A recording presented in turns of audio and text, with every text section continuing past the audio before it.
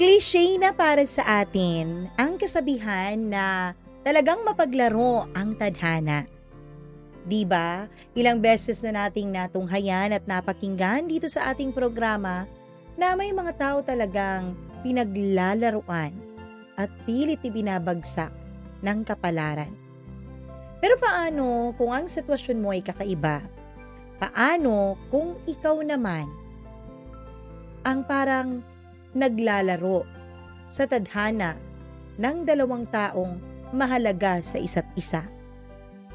Naku, alam kong naninibago kayo sa boses ko ngayon. Alam nyo, today, habang nire-record ko ito ay September 30. So, October 1 ito maa-upload. So, wala talaga akong choice kundi ang mag-record. Kahit na medyo masakit pa talaga ang aking lalamunan dahil sa sunod-sunod na mga event. Ayun, meron talagang 2 linggo na straight talagang may ginagawa ang inyong Mama Mia at gamit na talaga ang kaniyang boses. Kaya pagpasensyahan nyo na kung hindi nyo man magustuhan ang boses ko for today's video. Pero wag na nating patagalin pa. Heto na po ang ating tampok na kwento sa araw na to. Dito lamang sa Dear Mama Mia.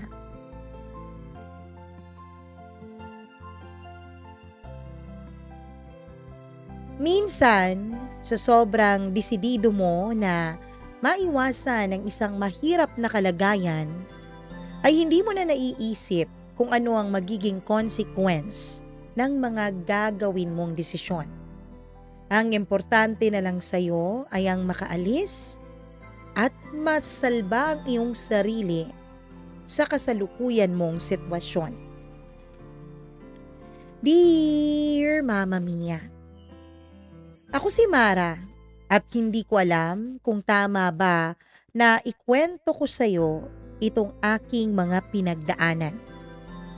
Pero pakiramdam ko, kung hindi ko ilalabas ito ay baka mabaliw ako. Kasi sa totoo lang, hindi biro ang pinasok kong sitwasyon. Hindi sapat ang salitang komplikado para ilarawan ko ang sitwasyon na meron ako. Kundi para itong isang kasalanan na hindi ko alam kung mapapatawad pa ba ako.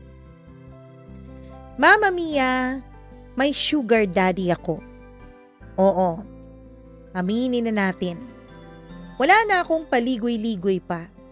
Nasanay na ako sa luho, sa pera, sa regalong hindi ko akalaing matitikman ko sa buhay ko.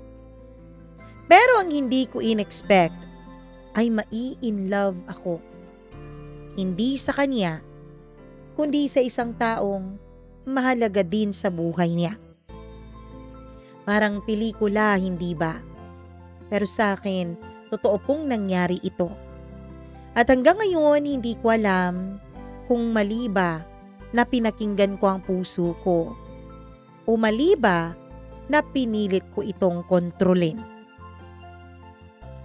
Simple lang naman ang buhay ko noon. Probinsyana ako. Sanay sa simpleng ulam. Sanay sa maingay na kapitbahay. Sanay sa lumang cellphone na sira-sira na ang keypad. Pangarap ko lang ay makapagtapos, makatulong sa pamilya at makatikim man lang ng konting ginhawa bago ako pumanaw sa mundo. Kaya nang makilala ko po si Tito Paul, opo, Tito ang tawag ko sa kanya kahit hindi ko naman talaga siya kaano-ano. Para po akong naakit sa ibang klasing mundo. May edad na siya, halos sing edad na ng tatay ko. Malaki ang kaniyang tiyan, kalbo na sa unahan ng kaniyang ulo, pero mabango naman siya. Laging naka long sleeves at lagi ring may dalang mamahaling kotse. Hindi ko nga alam kung bakit nagustuhan niya ako. Sabi niya, simple ka Mara, wala kang arte. At saka may lambing ka na matagal ko nang hindi nararamdaman sa kahit na sino. Sa totoo lang, alam ko naman kung ano ang kapalit nun. Hindi ako magmamalinis. Siyempre, may halong katawan at relasyon ang setup naming dalawa. Pero hindi ko masasabing wala akong naramdaman. Masaya po siyang kasama. At higit sa lahat, pinadaman niya sa akin na special ako, Mama Mia. Binibilhan niya ako ng mga mamahaling damit, cellphone at minsan pa nga mga alahas. Totoong alahas. Totoong ginto. Pati tuition ko, siya po ang nagbabayad. Kaya kahit may guilt ako ay pinipilit kong paniwalain ang sarili ko na okay lang kasi mahal naman niya ako. At dahil doon, mamahalin ko rin naman siya, siguro. Pero mali pala ako, Mama Mia. Doon nagsimula ang lahat sa isang hapon na hinding-hindi ko makakalimutan. "Halika, Mara," sabi ni Tito Paul habang binubuksan niya ang gate ng malaking bahay nila sa may Ayala, Alabang.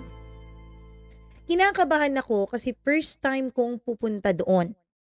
Madalas kasi sa kondo lang siya tumutuloy kapag magkasama kami. "Wala bang makakakita sa atin dito?" Tanong ko sa kanya na kinakabahan. "Huwag kang mag-alala, weekend ngayon. Pero gusto kitang ipakilala sa anak ko, kahit bilang kaibigan lang." Mara kung binuhusan ng malamig na tubig. Anak niya? Papaano ko haharapin ang anak niya? Ano ang sasabihin ko dito? Ano ang ipapakilala niya sa akin? Girlfriend? Sabi niya, kaibigan lang. Pagpasok ko sa loob ay para akong nasa kakaibang mundo. Malaki ang sala, para pong yung nasa hotel. May chandelier, may malaking painting sa dingding, at nahihiya po akong tumingin-tingin sa paligid. At doon ko siya nakita. Si Adrian. Nakaupo siya sa sofa, naka-white shirt at shorts lang, at may hawak na laptop. Nang tumingin siya sa amin ay para bang biglang huminto ang oras para sa akin. Hindi ko alam kung dahil sa itsura niya. Maputi siya, matangkad, matangos ang ilong, malalim ang mga mata. O dahil alam kong anak siya ng lalaking kasama ko. "Anak, si Mara," pakilala ni Tito Paul. Kaibigan ko. Bata pa, college. Ngumiti si Adrian. Pero hindi formal. Yung tipong ngiti na parang hindi naman siya impressed sa pagpapakilala sa akin ng tatay niya. "Hi," sabi niya. "Hello." Mahina akong sagot at halos hindi ako makatingin ng diretso sa kanya. Pero kahit iwas na iwas ako, ramdam ko ang mga mata niya. Parang sinusuri ang pagkatao ko. At doon nagsimula ang kaba na hindi ko na natapos hanggang ngayon. Pagkaupo namin ni Tito Paul sa sala ay ramdam ko na agad ang ilangan. Hindi ko alam kung saan ko ibabaling ang aking paningin. Ang laki ng bahay, pero parang ang liit ng pakiramdam ko kasi nandun si Adrian. "Anak, anong ulam ang gusto mo mamaya? Magpapadeliver na lang ako." Tanong ni Tito sa kanya. "Anything," sagot ni Adrian na hindi man lang tinitignan ng ama niya. Tapos bigla siyang lumingon sa akin. Diretso. Parang inaarok kung sino ba talaga ako. Hindi ko alam kung anong gagawin ko, Mama Mia. Napayuko na lang ako at nagkunwaring inaayos ang buhok ko. Pero ramdam ko, ilang segundo na nakatitig siya bago siya muling bumalik sa laptop niya. "Oh, Mara, maupo ka muna, magpahinga ka. Parang kabado ka yata." Tanong ni Tito. Hindi naman po. Pilit kong ngiti. Pero sa loob-loob ko, gusto ko nang lumubog sa kinauupuan ko. Kasi iba ang dating ni Adrian. Hindi siya yung tipong tipikal na mayaman na lalaki na pasikat. Tahimik siya pero malalim ang tingin. Para bang lahat ng iniisip ko ay mababasa niya. Yun ang pakiramdam ko, Mama Mia. At sa bawat titig niyang iyon, ramdam kong may kung anong nangyayari sa loob ko. Isang bagay na sigurado akong hindi ko dapat maramdaman. Kinagabihan, pagkatapos naming kumain ng dinner na halos hindi ko nalasahan ang kinain ko dahil sa sobrang kaba, ay nagpunta ako sa garden nila. Kailangan ko ng hangin. Akala ko mapag-iisa ako doon pero doon ko muling nakita si Adrian. "Hindi ka taga rito, no?" tanong niya. Bigla habang nakasandal siya sa may poste. Natigilan ako. Hindi. Sa probinsya ako. Nandito lang ako sa Maynila kasi nag-aaral ako. Tumango siya. Figures? Figures? Tanong ko na hindi ko naintindihan ang kanyang sinabi. Hindi ka sanay sa bahay na ganito. Kita sa kilos mo. Hindi ka spoiled brat. Gaya ng mga nakasanayan kong bumibisita dito. Napangiti ako kahit pilit. Ibig mo bang sabihin awkward akong tingnan? Napatingin siya sa akin. Medyo natawa. Hindi naman sa awkward. Yung totoo. Rare na ngayon yung totoo eh. Hindi ko alam kung bakit pero parang biglang lumambot ang loob ko, Mama Mia. Sa unang pagkakataon, nagsalita siya na may halong konting warmth. At doon nagsimula ang maikling usapan naming dalawa. Tinanong niya ako kung anong course ko, kung anong gusto kong gawin sa buhay, kung anong mga paborito ko. Simpleng mga tanungan lang kung tutuusin, pero bawat sagot ko ay ramdam ko na buo yung atensyon niya sa akin. Hindi siya naboboard habang pinapakinggan ako. At habang nag-uusap kami, hindi ko napigilang isipin. Anak siya ng benefactor ko. Anak siya ng sugar daddy ko. Dapat hindi ako ganito. Dapat hindi ako kinikilig sa mga titig niya. Pero hindi ko maitatanggi. Kinikilig ako, Mama Mia. At doon na nagsimula ang matindi kong problema. Simula nung gabing yon ay iba na ang lahat para sa akin. Kada bumibisita ako kay Tito Paul ay naroon si Adrian. Minsan sadyang lumalabas siya ng kwarto niya para lang dumaan sa sala habang nanonood kami ng TV ng daddy niya. Minsan simpleng hi lang pero sapat na para bumilis ang tibok ng puso ko. Mama Mia, si Tito Paul po ang unang lalaki sa buhay ko. Sure, nagkaroon ako ng mga crushes. Nung nasa high school ako sa probinsya, nagkaroon din naman ako ng crush. Nung nag-Maynila na ako para magkolehiyo. Pero never po akong nakaramdam ng ganito katinding damdamin gaya ng nararamdaman ko para kay Adrian. Kapag kumakain kami ng sabay-sabay, nahuhuli ko siyang nakatingin sa akin. Hindi yung tipong binabastos niya ako, kundi parang yung totoo talagang curious siya sa akin.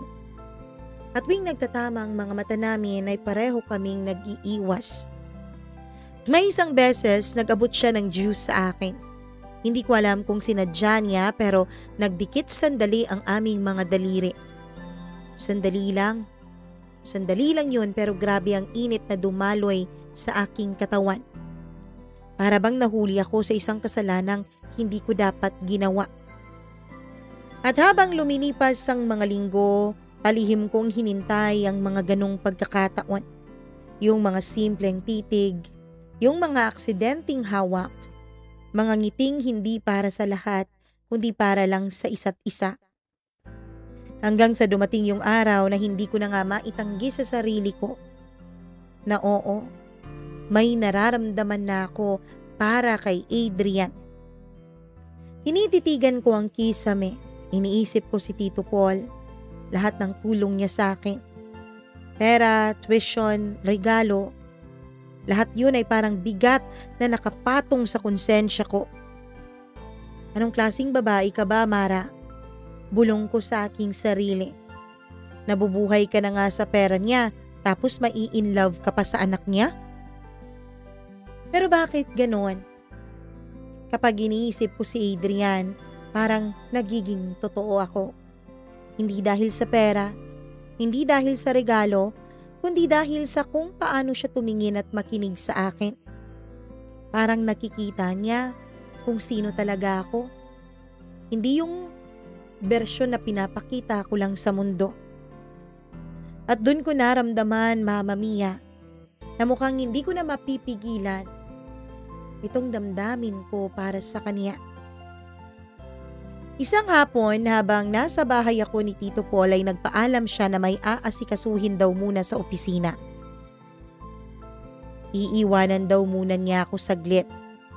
Well, sanay naman na ako noon na iniiwan niya lang ako sa kondo kasi madalas naman na busy siya. Kaya lang hindi ako sanay na dito ako niya mismo iniwan sa bahay nila. Siya nga pala, Mama Mia, biyudo na po si Tito Paul. Wala po siyang asawa, kaya kung tutuusin, hindi po kabit ang tawag sa akin. Ang nais niya ay magkalapit kaming dalawa ni Adrian para kung dumating man yung pagkakataon na ipakilala niya ako bilang girlfriend niya, ay hindi na raw mabibigla ang kanyang anak. Habang nasa sala ako ay nagno-notes ako at nagbabasa para sa exam ko kinabukasan. Bigla kong may naramdaman na parang may papalapit sa akin. Si Adrian pala. Wala si Dad? Tanong niya. Kakarating niya lang pala mula sa labas. Wala eh. Lumabas muna saglit. Well, ganyan naman siya. Lagi naman talaga siyang wala. Malamig niyang sagot. Tapos naupo siya sa kabilang side ng sofa, may dalang juice, ang kasambahay na lumapit sa kanya at inabot ito. Nung umalis na ang kasambahay ay tahimik lang kami ng ilang minuto. Ramdam ko ang bigat ng presensya niya. Hindi ko alam pero parang ang hirap huminga kapag nandun siya. Alam mo Mara, di ko alam kung ano ka kay Dad. Bigla niyang sabi. Natigilan ako. Halos mabitawan ko yung ballpen ko. Anong ibig mong sabihin? Pilit kong pinapakalma ang boses ko habang tinatanong ko siya noon. Sabi niya kasi kaibigan ka raw niya, pero sa tingin ko, hindi lang yun. Nanlamig ako. Adrian, hindi. Umiti siya ng konti pero hindi mapang-asar. Yung ngiti na parang alam na niyang sagot sa kanyang mga sinasabi. Don't worry, wala akong sasabihin. Wala rin naman akong pakialam kung ano man kayong dalawa ni Dad. Pero, sabi niya at biglang tumigil tapos tumingin ng diretso sa mga mata ko. Curious ako. Curious? Curious saan? Halos pabulong ko ng tanong. Kung anong meron sa'yo na wala sa iba? Bakit ikaw? At doon ay parang biglang lumubog ang sikmura ko, Mama Mia. Kasi ramdam ko, may ibang ibig sabihin ng mga titig niya. Kinagabihan ay hindi na ako nakauwi sa amin kasi nag-text si Tito Paul sa akin na wag na raw muna akong umuwi. Doon na lang daw ako matulog sa guest room. Pero habang nasa guest room ako ay hindi rin ako makatulog ng maayos. Mainit ang pakiramdam ko, hindi dahil sa klima, dahil may aircon naman, kundi dahil sa iniisip ko yung mga sinabi sa akin kanina ni Adrian. Lumabas ako ng kwarto para uminom ng tubig. Pagdaan ko sa kusina ay may ilaw pa. Akala ko kasambayang nandun pero si Adrian ang nakita ko. Nakaupo siya at may hawak na baso ng gatas. Hindi ka makatulog? Tanong niya.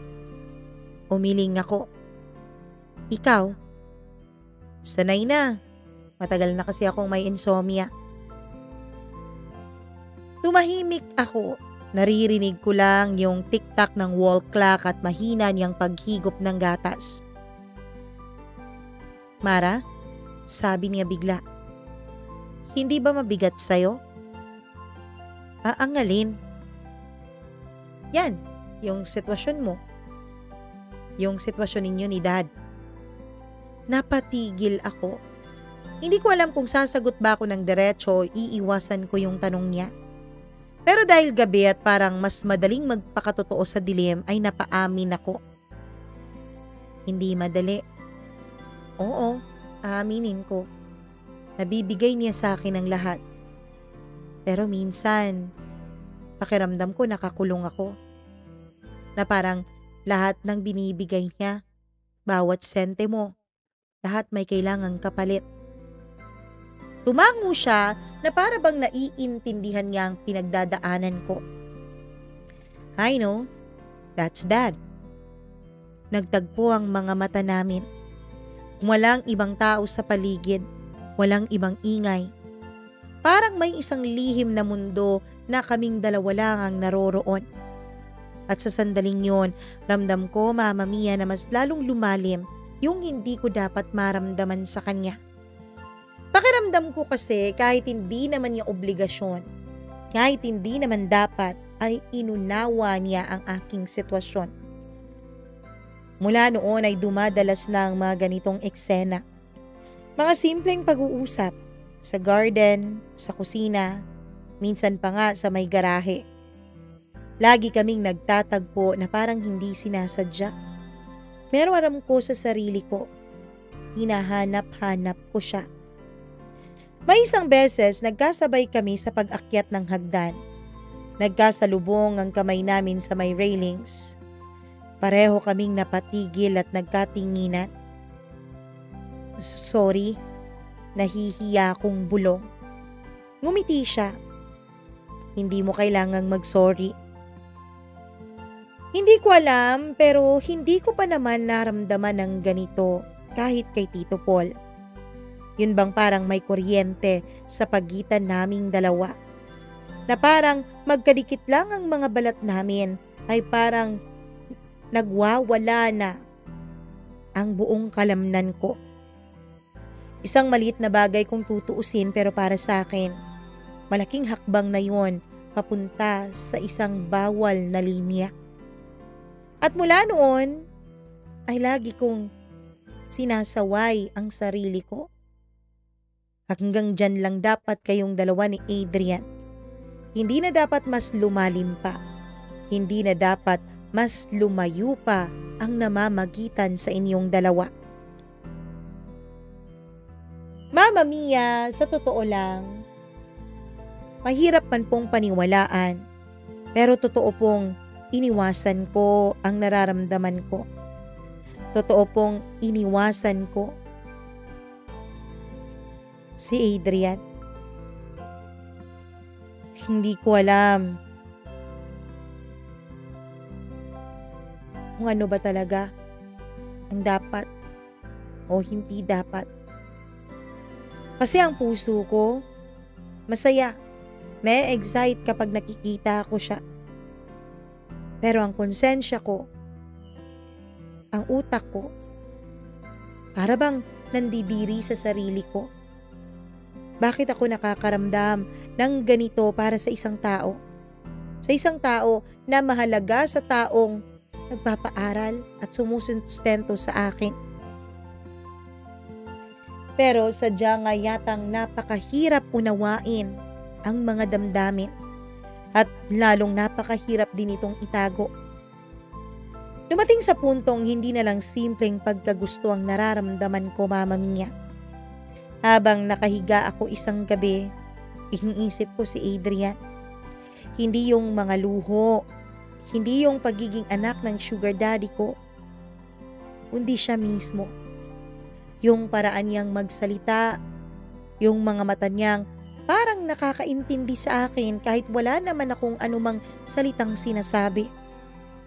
At yung mga ngiti niya na parang nagpapagaan kahit napakabigat na ng aking nararamdaman.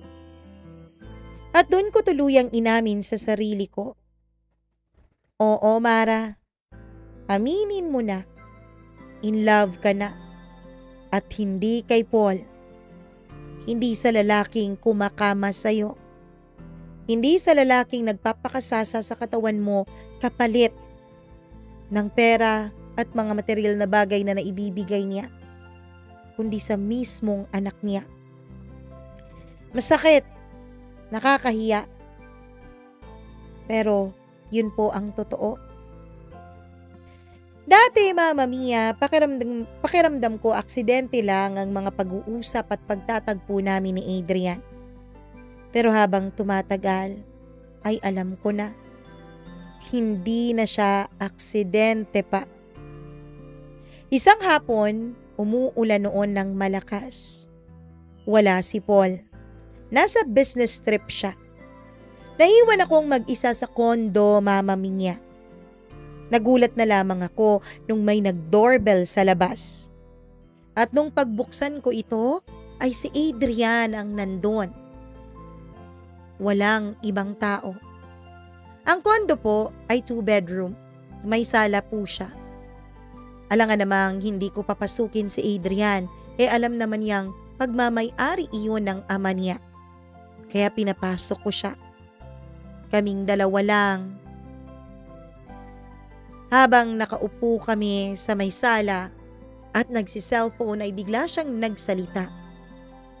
Boring ano? Oo nga eh. Parang gusto kong lumabas at magbasa sa ulan. Sabi ko. Tumingin siya sa akin. Gusto mo ba? Tara! Nagulat ako, Mama Mia, dahil biro lang naman yon kung tutuusin. Gusto ko lang na may maidagdag ako sa pag-uusapan namin. Nagulat ako sa kanyang sinabi. Ha? Seryoso ka? Baka magkasakit tayo niyan. Ngumiti siya. Ano ka ba?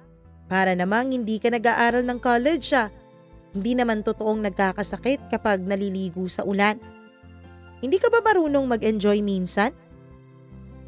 At bago pa ako makatanggi ay hinila na niya ako palabas. At doon, Mama Mia, doon sa mismong kondo, doon sa may swimming pool area, sa gitna ng ulan, tumatawa kami. Tumatakbo na parang mga bata na walang iniisip. Nang tumigil kami ay pareho kaming basang-basa na. Nagtama ang mga mata naming dalawa. Kahit malamig ang simoy ng hangin at nilalamig din kami dahil mga basa na ang mga katawan namin, ay bigla akong nakaramdam ng kakaibang init nung magtagpo ang mga mata naming dalawa. At dito ko naramdaman, Mama Mia, may namamagitang lihim sa aming dalawa ni Adrian. Isang lihim na kahit hindi man namin aminin sa isa't isa, ay alam naming pareho na naroroon ito. Nung tumigil na ang ulan, ay bumili na lang kami ng towel sa may baba ng pool area ng kondo. Meron kasing nagbebenta doon. Pagbalik namin sa loob ng kondo ay pareho kaming nanginginig. Dahil basa na ang tuwalyang ginamit namin, ay kumuha siya ng tuwalya sa loob ng kwarto ng kondo at inabot yun sa akin. Here, mahina niyang sabi. Nang abutin ko yun ay nagkadikit ang mga kamay naming dalawa. Matagal. Hindi na katulad ng dati na aksidente lang. At bigla kaming naglayo. Ngayon ay pareho na naming alam na may ibang ibig sabihin iyon. Mara, bulong niya. Napatingin ako. At sa sandaling yun, halos 1 pulgada na lang ang pagitan ng mga mukha naming dalawa. Pero umatras ako. Adrian, hindi to maaari. Sabi ko sa halos nanginginig ng boses. Tahimik lang siya pero kita ko yung frustration sa mga mata niya. Okay, sagot niya. Pero hindi mo rin may tatago sa akin, Mara. Alam kong nararamdaman mo rin. At dun ko napagtanto. Tunay ngang hindi lang ako ang nakakaramdam nito kundi maging siya man. Tinatanong ko noon ang sarili ko, Mama Mia. Pareho kaya kaming dalawa ni Adrian? Pareho kaya naming pinipilit tigilan ang isa't isa? Pareho kaya naming pinipilit itanggi ang nararamdaman namin para sa bawat isa? Pagkatapos ng gabing yun sa ulan ay nagbago ang lahat. Hindi man kami naghalikan pero ramdam ko parang may pader na nawasak sa pagitan naming dalawa. Isang pader na dapat ay laging naroroon sapagkat girlfriend ako ng ama niya. Kapag magkasama kami sa mesa kasama si Paul, ay may mga sulyapan kaming palihim ni Adrian. Yung tipong sandali lang, pero sapat na para kumabog ang dibdib ko. Kapag siya ang nag-aabot ng platito o tubig, sinasadya niya talagang idikit ng konti ang daliri niya sa akin. Malit na bagay lang kung tutuusin pero para sa akin ay parang nagsisisigaw na rin ang mga nararamdaman namin sa isa't isa. Hindi ko alam kung naramdaman o napapansin na ni Paul ang namamagitan sa aming dalawa ng anak niya. Isang beses pa nga habang nasa garden ako ng bahay nila, naglalakad naman noon si Paul papunta sa kotse niya, ay bigla akong tinawag ni Adrian. Mara, may ipapakita ako sa'yo. Nang lumapit ako ay nagulat ako kasi simpleng bulaklak lang yung hawak niya. Hindi mamahalin kundi yung ordinaryong bulaklak lang na tumubo sa gilid ng kanilang hardin. Para sa'yo. Tumingin ako sa kanya na para bang nagdududa. Bakit? Tanong ko. Ngumiti siya. Yung tipid lang ng ngiti. Wala lang. Para maalala mo na minsan, simple lang pala, ay sapat na. At bago pa ako makasagot ay biglang dumating si Tito Paul. Mabilis na itinapon ni Adrian yung bulaklak sa lupa na parang walang nangyari. Ako naman ay parang walang choice kundi ngumiti at itago ang totoo. Pero sa loob-loob ko, Mama Mia, ay mas lalo akong natatakot. Kasi bawat araw, palalim ng palalim ang nararamdaman ko para sa kanya. Minsan, sinasadya ko ng umiwas. Kapag nandyan si Adrian, nagkukulong na lang ako sa kwarto o sa guest room. O kaya naman kapag nasa kondo ay nagpapanggap akong busy. Pero parang tadhana yata ang kumukontra sa ginagawa kong pag-iwas. Lagi rin kasi kaming pinagtatagpong dalawa. Sa kusina minsan nagkakasabay kaming papunta ng ref. Sa hallway nagkakasalubong kami ng tingin. Sa sala, minsan parehong timing pa ang pagkuha namin ng remote ng TV. At bawat pagkakataon, may ilang segundong titig na parang umabot na sa loob ng pagkatao ko. Hanggang isang araw ay muntik na talaga ako, Mama Mia. Nasa sala ako, may hawak na aklat nang biglang naupo si Adrian sa tabi ko. Hindi naman yung masyadong malapit pero sapat para maramdaman ko yung init ng katawan niya. Anong binabasa mo? Tanong niya. Novel, requirement sa class 3. Kilig-kilig din ba? Tanong niya na medyo nakangisi. Napatawa ako ng mahina. Hindi naman lahat ng nobela at kwento nito ay tungkol sa love. Pero ngumiti siya at tumingin ng diretso sa akin. Oo nga, pero lahat naman ng kwento may damdamin, di ba? At bago pa ako makasagot ay biglang bumukas ang pinto at dumating ang daddy niya. Agad kaming nag-ayos ng upo na parang wala lang.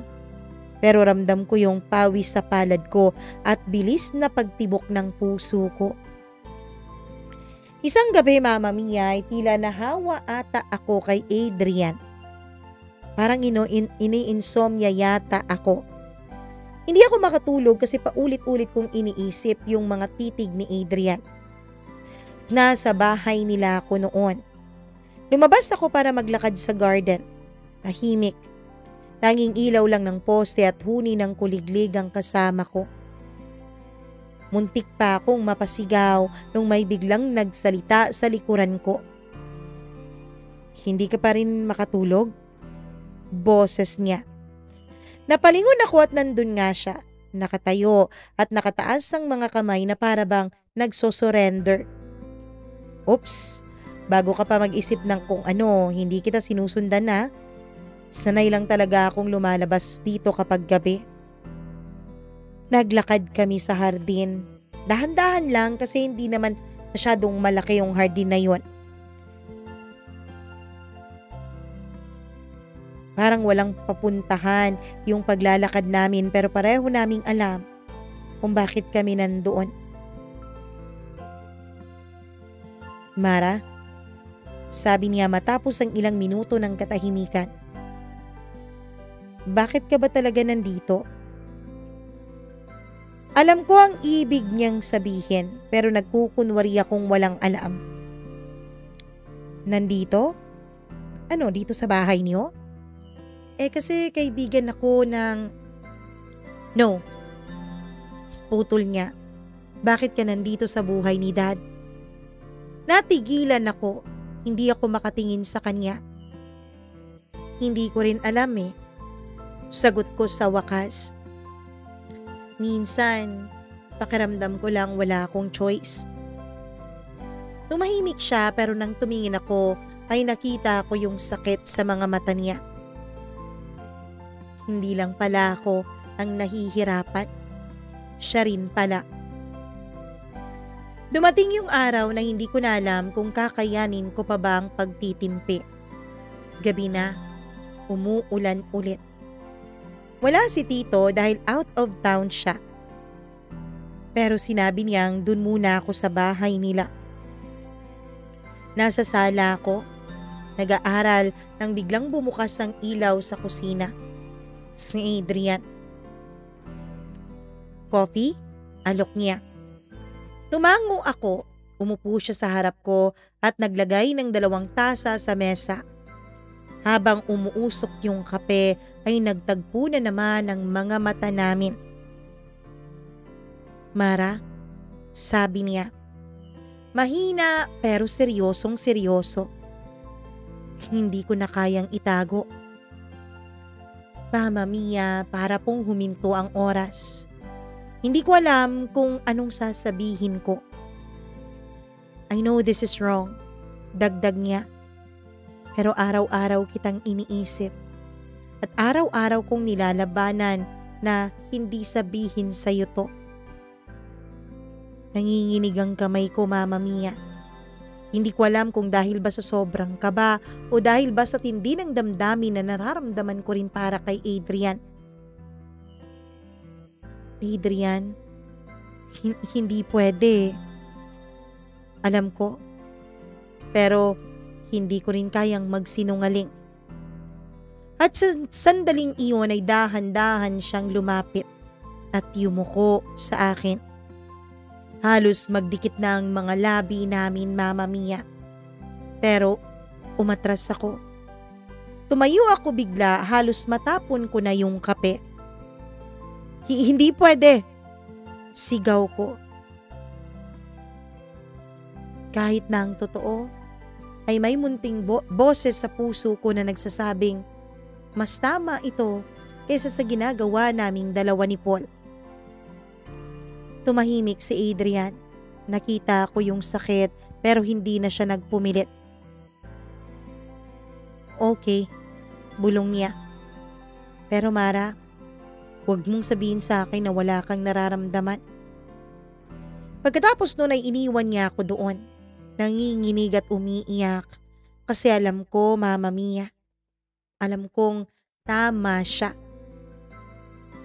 Pagkatapos ng gabing muntik na kaming maghalikan 2, ay nagdesisyon na talaga akong umiwas na ng tuluyan. Hindi ako pwedeng mahulog lalo.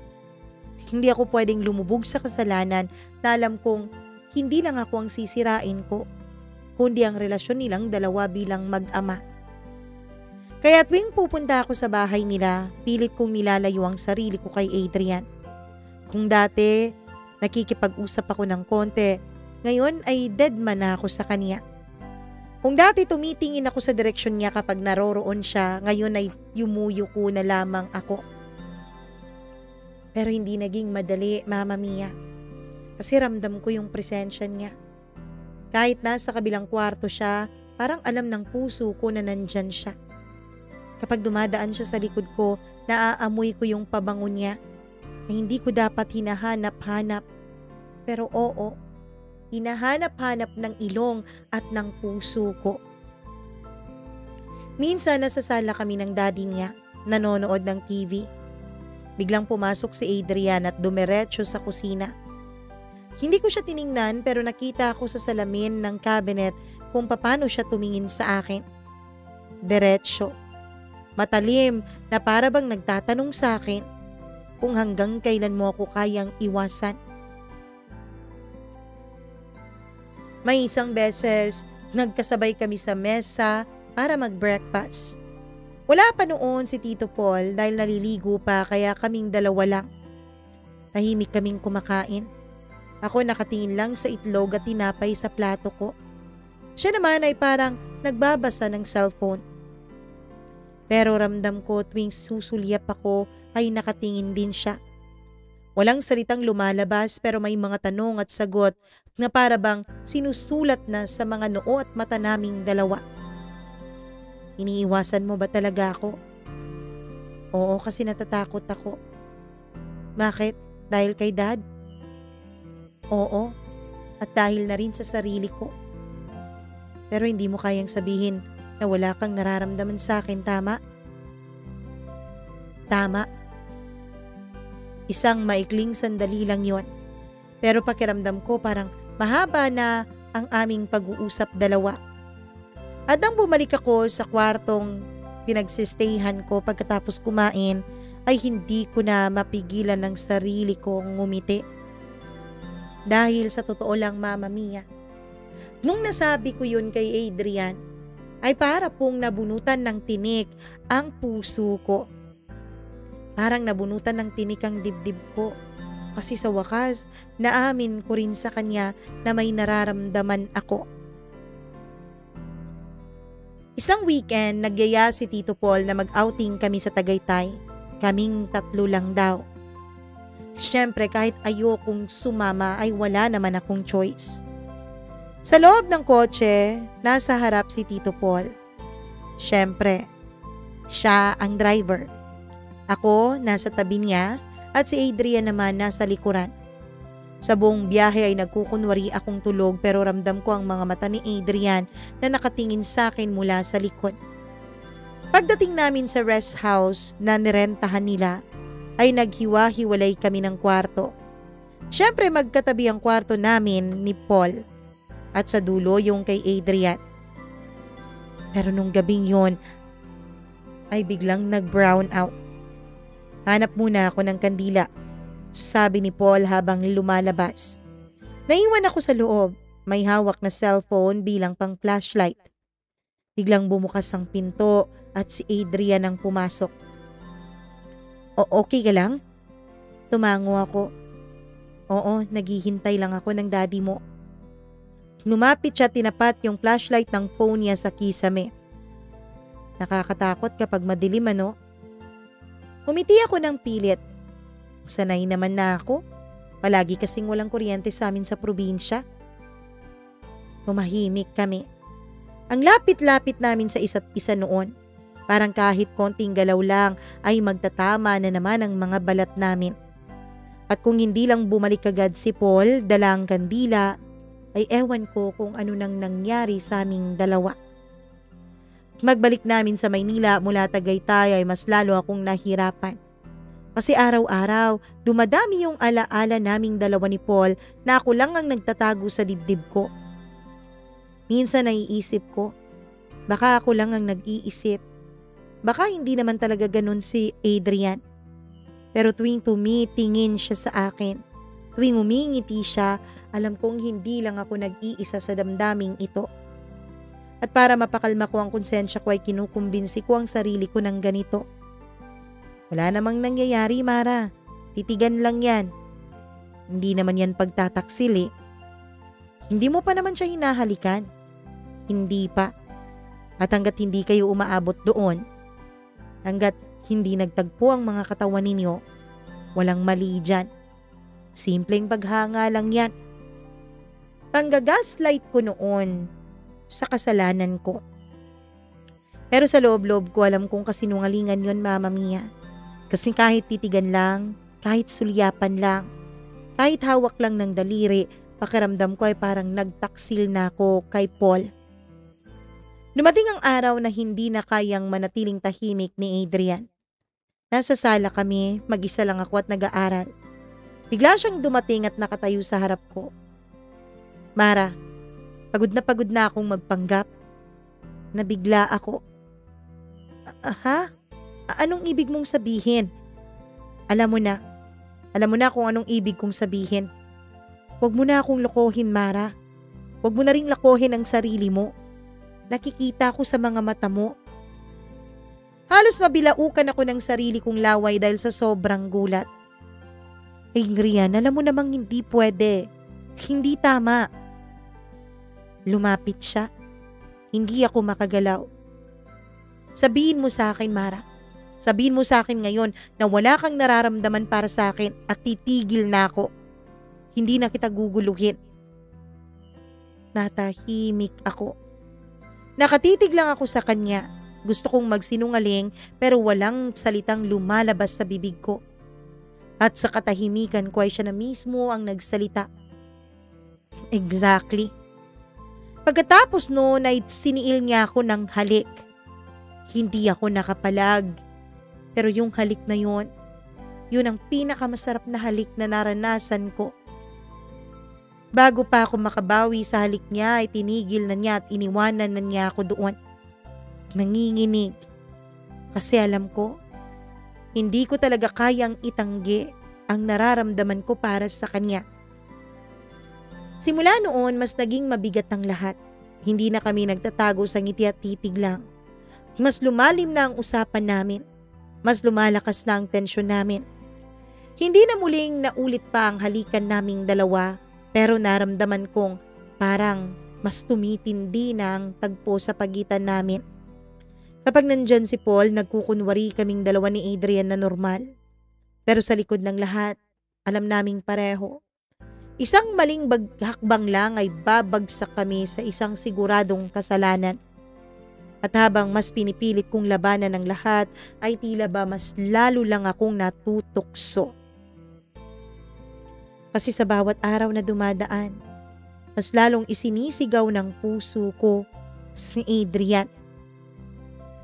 Hindi nagtagal ay nagkaroon na talaga kami ng relasyon, Mama Mia. Oo, naulit kasi naulit yung halikan naming dalawa.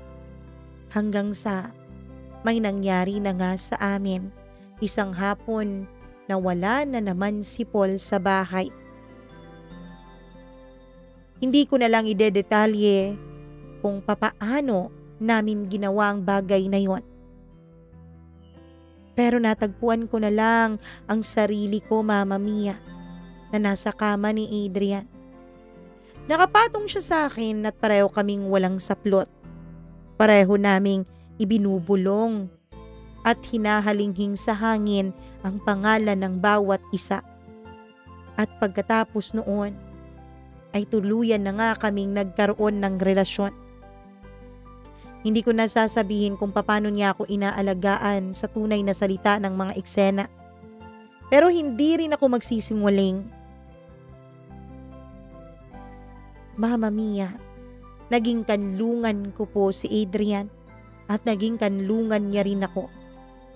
Nagkasundo kami sa mga lihim na gabi, sa mga maiikling text na binubura namin kaagad, at sa mga sandaling kami lang at ang aming pag-iinit sa isa't isa ang umiiral.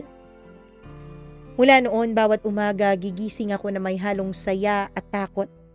Saya dahil sa pagtakas naming dalawa sa mundong puno ng panuntunan.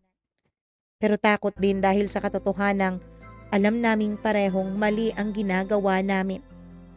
Lagi akong nagtataka kung ano nga ba ang mas malakas, ang pagmamahal na nararamdaman ko para sa kanya o ang takot ko na baka biglang kumalat ang aming lihim.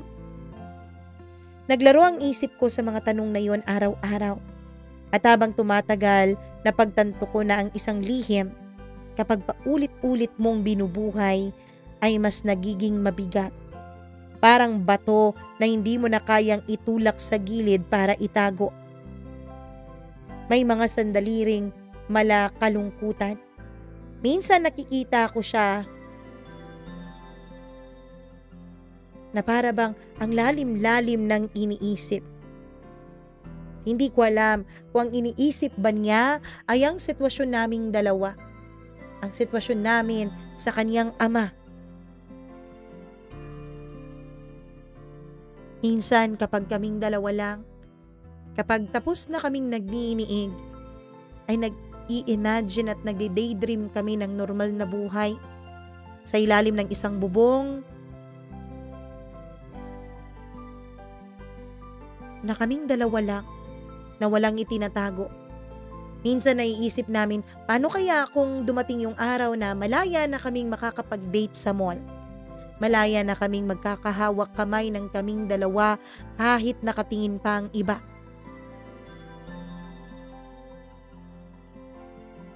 Hindi madali ang pagtatago ng katotohanan. Kapag nandyan si Paul, kapag hinahawakan niya ang kamay ko, ini-imagine kong si Adrian ito. Minsan, Mama Mia. Minsan, pumasok si Paul sa guest room na pinapasukan ko. Hinahalikan niya ako. Gusto kong tumanggi dahil sa totoo lang, first time kong nandiri sa kanya. Alam ko naman dati na mataba siya, na kalbo na halos ang kanyang ulo at kulubot na ang kanyang muka. Pero tanggap ko naman yun dati eh. Hindi ko naman yun pinandidirihan. Kaya lang mula nung naging kami ni Adrian ay nandidiri na ako noon. Pero wala akong magawa kundi ang pagbigyan siya sa kama. Pagkatapos nun, Mama Mia, dahil sa sobrang pagod ay biglang nakatulog si Paul sa kama na tinutulugan ko. Hindi ako makatulog. Pakiramdam ko ang dumi-dumi ko kaya bumangon ako at naligo. Pagkatapos kong maligo ay pinilit kong matulog pero parang nandidiri ako na siyang katabi ko. Kaya ang ginawa ko ay lumabas na lang sa kama. Nung makalabas ako sa kwarto ay nakita ko na nasa sala si Adrian.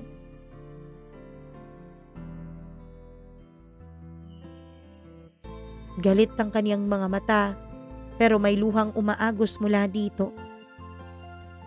Tapos na kayo? Masarap ba? Tanong niya. Adrian, alam mo naman 'di ba? Alam ko, Mara. Alam ko. At yun ang mas masakit. Pagkasabi niya noon ay tumayo siya at pumasok sa kwarto niya. Ako naman ang naiwang napahagulgol. Hindi ko na alam, Mama Mia. Kinabukasan, maagang umalis si Paul. Habang hinahanda ng kasambahayang umagahan namin ay naupo lang kaming dalawa ni Adrian. Magkaharap, walang imikan. Nagsiselfone siya na para bang busy at may ginagawa. Ako naman ay gusto kong magpaliwanag sa kanya. Ayoko kasi na nagagalit siya sa akin. Ayoko kasi na naiinis siya sa akin. Nung wala na ang kasambahay sa may hapagkainan ay bigla siyang nagtanong. Mara, hanggang kailan natin gagawin to? Hindi ko alam ang isasagot. Pero alam kong nasaktan siya, Mama Mia, dahil nalaman niyang nagtabi kami ng ama niya kagabi.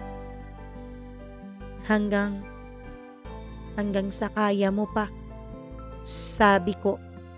At yun ang totoo, Mama Mia. Kapag hindi na niya kaya, hindi ko rin naman na ipipilit ang lahat. Hindi namin inaasahan kung paano. Maliit lang ang dahilan pero malaki ang epekto. Isang gabi, nagkamali si Adrian sa pag-delete ng isang mensahe. Nandun pa yon. Naka-open na para bang tadhana na talaga mismo ang nagbukas ng pinto. Hindi malinaw ang nilalaman sa screen pero sapat para magtaka si Paul. Ano to? Nag-aano ba kayo rito? Tanong niya nang sabay na kaming bumalik ng bahay. Hindi niya alam ang buong kwento pero ramdam niyang may kakaiba. Nagkatinginan kaming dalawa ni Adrian. Ako, humahagulgol na sa loob ng dibdib ko at hindi ko gustong tumulo ang mga luha sa mga mata ko. Pero alam kong natuklasan na niya. Alam kong lahat ng takot ko ay nagkatotoo na. Hindi sumigaw si Paul. Hindi rin niya ibinagsak ang laptop sa mesa. Tahimik lang siya. Pero ang boses niya ay malamig. Anong ginagawa ninyong dalawa? Tanong niya. Walang ni isa sa amin na makapagsalita. Sumunod ang mga araw na puno ng pag-uusap, pag-aaway at pagkapahiya.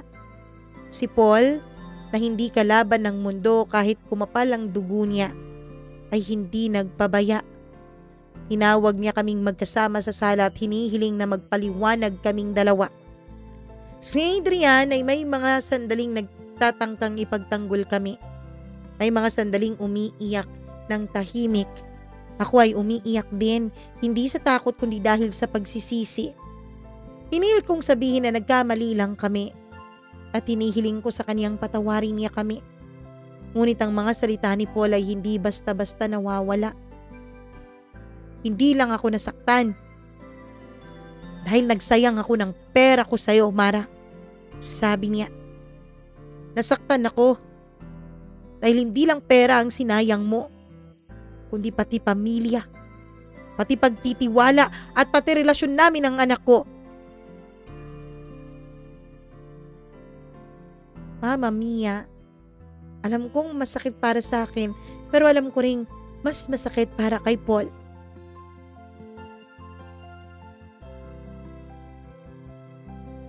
Pagkatapos nun ay nag-usap kami ng mahaba ni Adrian. Tahimik lang kami sa isang maliit na bahagi ng bahay na dati naming itinuturing na safe place dahil walang masyadong pumupuntang kasambahay doon. Ibubuwis ko na ang lahat para sa iyo, Mara. Sabi niya, ang pagiging mabuti kong anak at ang respeto ko kay Dad. Lumuluha na ako noon ng malakas. Hindi ko gustong masira ang pamilya ninyo, Adrian. Pero sa totoo lang, hindi rin kita kayang bitawan na parang wala lang. Tumahimik siya. Alam ko, Mama Mia, na tinutubuan din siya ng konsensya. Pagkatapos ng ilang minutong katahimikan ay bigla siyang nagsalita. Siguro kailangan muna nating maghiwalay. Hindi dahil sa wala na akong nararamdaman, kung hindi, kailangan muna nating magpahinga. Kailangan nating masigurado na totoo ang magiging desisyon natin at hindi yung mga desisyon na pagsisisihan natin sa huli. Ayokong tanggapin yon, Mama Mia. Dahil mahal ko na si Adrian. At ayokong mawala siya sa akin. Pero alam kong tama siya. Ang pagmamahal namin ay naging lason para sa relasyon nilang mag-ama. At kailangan itong bigyan ng layo para kahit papaano ay may tsansang gumaling. Lumisan ako sa buhay nila. Hindi dahil sa sinabihan ako ni Paul na lumayas, kundi dahil ako mismo ang nagdesisyon. Naisip kong kung mananatili ako, lalo lang kaming magdidilim. Si Adrian dahil sa guilt, si Paul dahil sa sobrang galit at sa betrayal na naramdaman niya. Nagpaalam ako ng hindi ganap na maayos. Nagiwan ako ng isang sulat sa mesa. Simpleng paalam, pasasalamat at paghingi ng tawad sa kanilang dalawang mag-ama. Hindi ko kinuha ang anumang pera na dinideposit noon ni Paul sa account ko. Ayokong humiling sa kanya ng kahit ano. Gusto ko yung pag-alis ko ang maging kabayaran sa mga kasalanan ko. Umalis ako at bumalik ako sa probinsya namin. Tumigil ako sa pag-aaral, Mama Mia. Nagtrabaho ako sa isang maliit na cafe. Wala akong naging balita kay Paul at kay Adrian ng ilang taon. Nag-ipon ako at tinangka kong unti-unti muli buuin ang sarili ko. Pero kahit ganon, araw-araw, dala-dala ko pa rin lahat ng mga alaala. Mga halakhak, kasiyahan, kilig, mga pag-aaway at mga tinik na hindi na yata mawawala sa dibdib ko. Naglakad ako ng mahabang taon ng pag-iisa. Natuto akong magtrabaho ng tapat, natuto akong magsalita ng mahinahon at natuto ako noon na pagkatiwalaan muli ang sarili ko. Sa totoo lang, hindi madaling gawin yun, Mama Mia. May mga araw na inuusig pa rin ako ng konsensya ko at ng pangungulila ko kay Adrian. May mga gabi na nakikita ko na lang ang mukha niya sa panaginip ko. At paggising ko, basang-basa na ng luha ang mga mata ko. Minsan, tumawag si Adrian sa cellphone ko. Hindi ko nasagot yun, Mama Mia. Nag-text siya sa akin. Nagtanong lang kung maayos ba ako.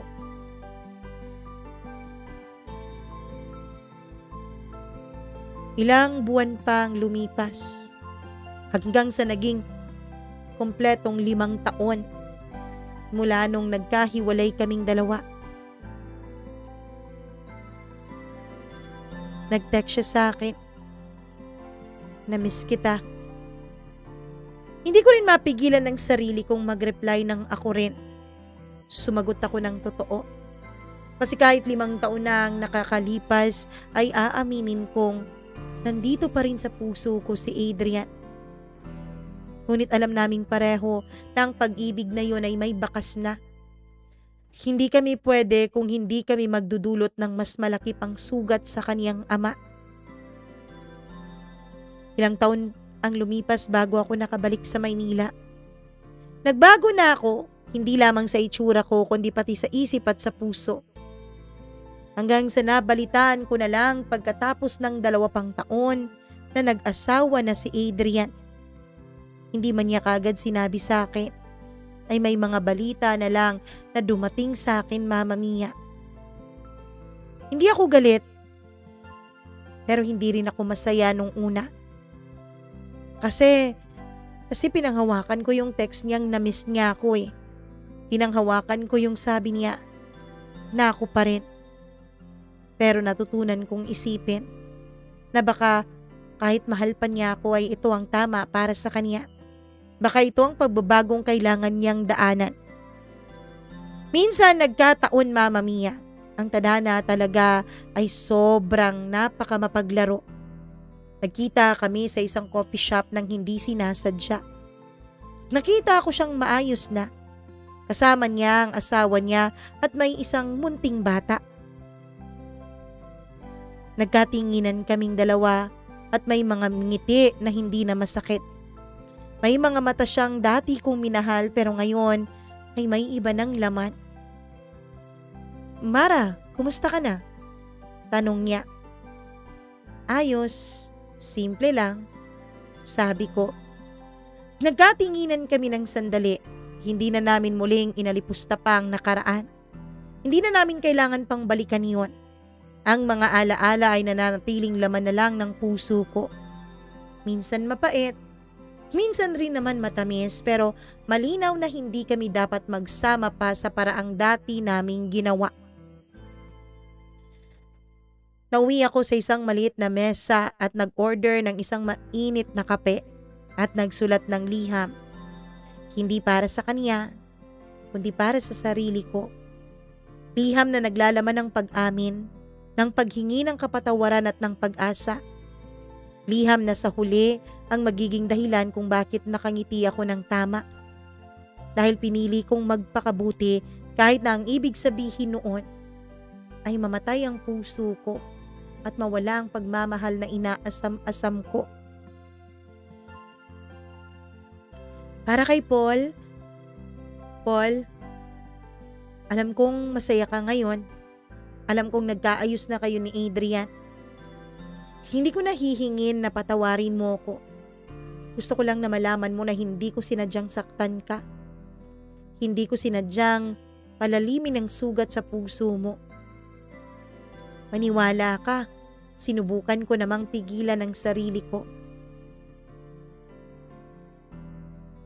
Hanggang dito na lamang po ang sulat kong ito, Mama Mia. Kung may natutunan ako mula sa kwento kong ito ang huli kong sasabihin sa inyo at sa sarili ko. Walang masamang magmahal. Pero kapag nagmamahal ka habang sinisira mo ang mundo ng iba, yun ay masama na. Hindi masamang ipaglaban ang pagmamahalan. Pero kapag meron ka nang nasasaktan, yun ay masama na. Hanggang dito na lamang po ulit at maraming salamat. Lubos na gumagalang, Mara.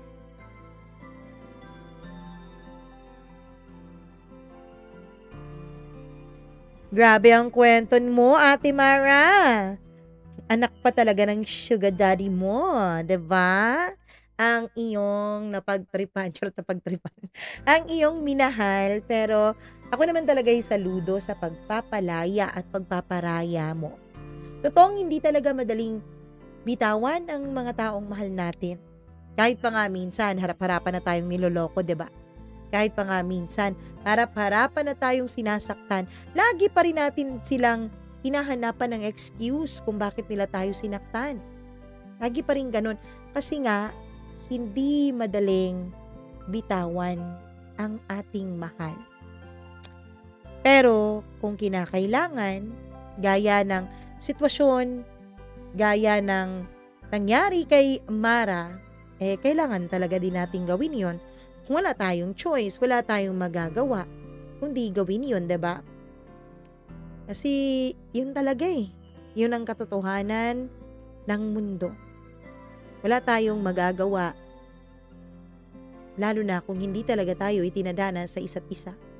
May mga tao talagang pinagtagpo lang, sinaktan lang ang isa't isa, nagbahala ng sandali, pero nagkasakitan ng matindi. Charot.